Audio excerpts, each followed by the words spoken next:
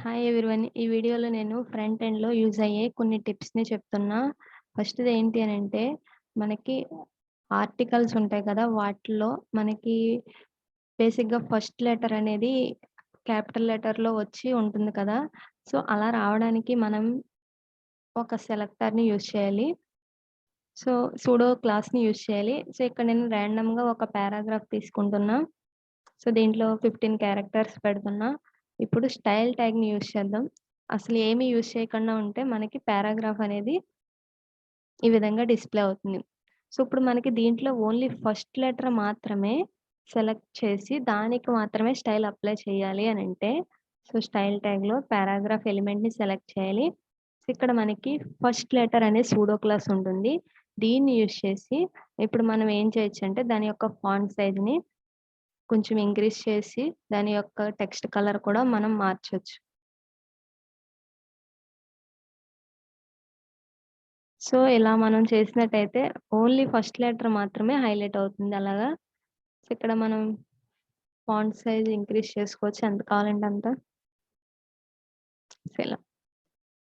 And ఇలా ఇక్కడ మనకి ఫస్ట్ లెటర్ కాకుండా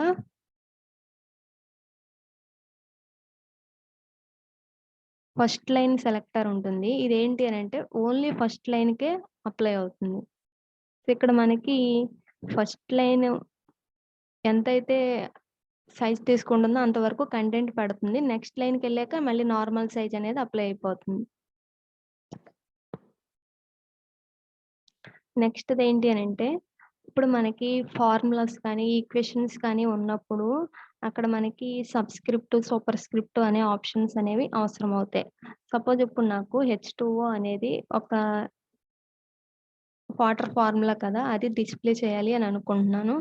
సో, నార్మల్‌గా మనకి H2O ఇలా రాస్తే అక్కడ ఏం డిస్‌ప్లే అవుతుందనంటే ఒకదాని తర్వాత ఒకటి పక్క పక్కనే డిస్‌ప్లే అవుతాయి. కానీ మనకి అలా కాకుండా హెచ్ వచ్చి కింద సబ్‌స్క్రిప్ట్‌లో అంటే దాని యొక్క బాటమ్‌లో 2 అనే లెటర్ 2 అనే నంబర్ డిస్‌ప్లే అవ్వాలి అనంటే మనకి సబ్ అనే ఒక ట్యాగ్ ఉంది. ఈ సబ్ అనే ట్యాగ్‌ని యూజ్ చేస్తే మనకి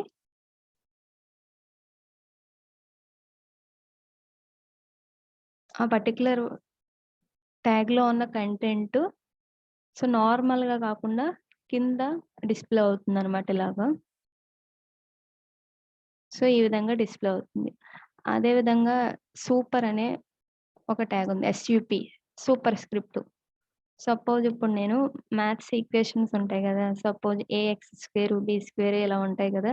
ఇప్పుడు నేను ఎక్స్ స్క్వేర్ డిస్‌ప్లే చేయాలి అని అనుకుంటున్నా. సో, అప్పుడు మనం ఎస్‌యుపి యూజ్ చేసి సూపర్ స్క్రిప్ట్ అంటే ఈ కంటెంట్ ఎక్కడైతే ఉందో అక్కడ కాకుండా దాని అబోవ్ అనేది డిస్‌ప్లే అవుతుందనమాట. నెక్స్ట్ మనకి షాపింగ్ వెబ్‌సైట్స్ చూసుకున్నట్టయితే ఏ వెబ్‌సైట్ చూసుకున్నట్టయినా మనకి ఆఫర్స్ వచ్చినప్పుడు ఇక్కడ స్ట్రైక్ అయిపోయి ఉంటాయి కదా! అలా చేయడానికి మనకి వన్ ఆఫ్ ది వే ఏంటి అనంటే డెల్ ట్యాగ్ అనమాట. సో, మనం డెల్ ట్యాగ్‌లో ఏదైతే రాస్తామో అక్కడ కంటెంట్ అనేది స్ట్రైక్ అయిపోయి వస్తుందనమాట. సో, ఇక్కడ నార్మల్ అని ఒక టెక్స్ట్ రాసాను. డెల్ ట్యాగ్‌లో స్ట్రైక్డ్ అని రాసా. సో, ఇప్పుడు మనం చూసినట్టయితే ఇది స్ట్రైక్డ్ అయ్యి వచ్చేసిందనమాట అలా. Thank you for watching.